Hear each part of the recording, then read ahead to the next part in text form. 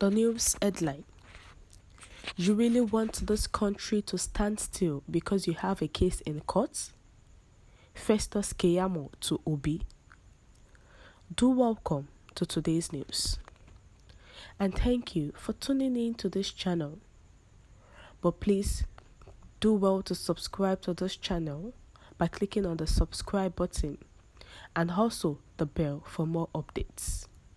To the news details, please listen carefully till the end.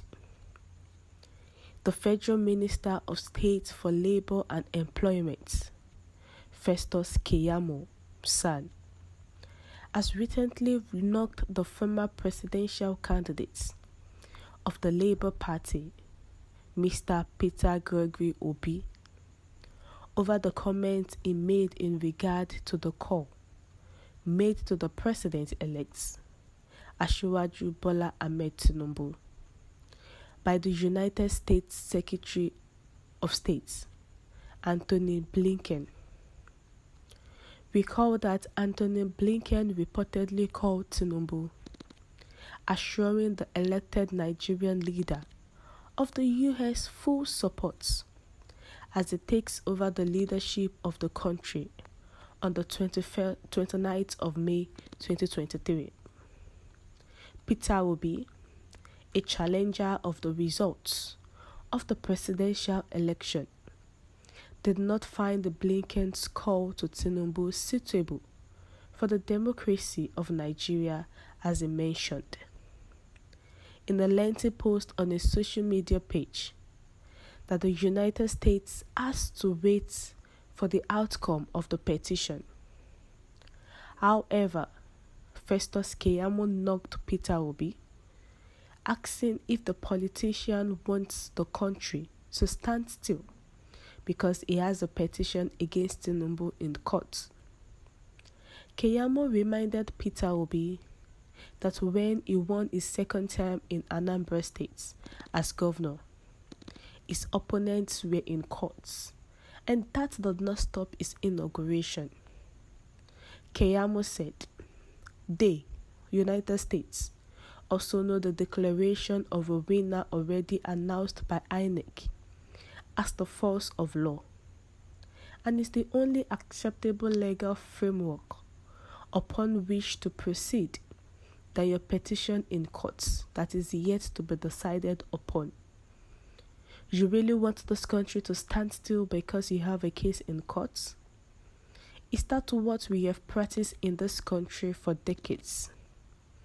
Recall, sir, that when you won your second term in office as governor of Anambra State, your opponents were in the tribunal when you were sworn in, and you got congratulatory messages from across Nigeria and the world.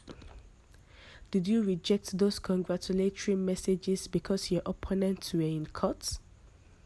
Why are you now misleading this largely hapless mob trooping blindly after you? Why? As you are going about with this pretentious, holier-than-thou attitude, a court of law just nullified the nomination of a number of your party's candidates at the last election. Are you not more worried about this development, even as it affects your own nomination as the Labour Party's presidential candidate? Recall that the U.S. State Secretary, Antony Blinken, made a call across to the president-elect, Asiwaju Bola Ahmed Tinubu. The call, which lasted for 20 minutes. And Antony Blinken was actually talking to the president-elect that the U.S. is ready to give their full support to Tinubu's administration when he is being sworn in come May 29. And they are ready to take to their full length to make sure that everything works in place. And after the call, a lot of reactions has erupted, and in which Peter Obi actually made a comment. And Peter Obi told them that They cannot decide. The only person that can decide who the winner is the courts. As long as the petitions, the hearings, the presidential election is still in the courts, no one is the president yet unless the courts gives a pronunciation. And also, during the presidential election after which Tinubu was declared the president-elect, the US government did not congratulate the president-elect. So why is it now that the United States had to call few days to the swearing in? Is there a tie they are tying to bond, or what is going on? The Nigerians politicians did not take the call lightly. It is as if they are trying to demarginalize or neutralize the population. The country has no president yet due to the presidential election that is in court. So it is after the court has given their verdicts that is when we can have a president, and that is what Obi is saying. But Obi was tackled by Festus Keyamo. That is it because his case is in court? That is why Tinubu cannot get congratulatory messages, or he cannot get a call from the US government, and that's why Peter Obi went for his second term and opposition parties went to the courts. Peter Obi was sworn in as the governor despite the fact that his case petitions were still in court.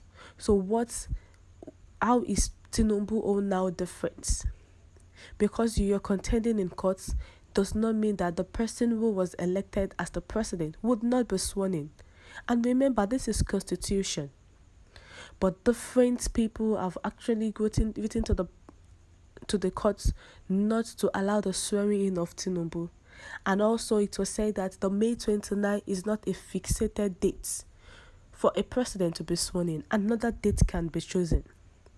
But the attack on Obi, is it worth it? Because I felt Peter Obi just said his own based on the fact that the opposition parties are in courts contending this and the hearings have started. But Keyamo is not looking from that angle. It's looking from the angle that because the case is on court, will that stop Tinubu from getting congratulatory messages?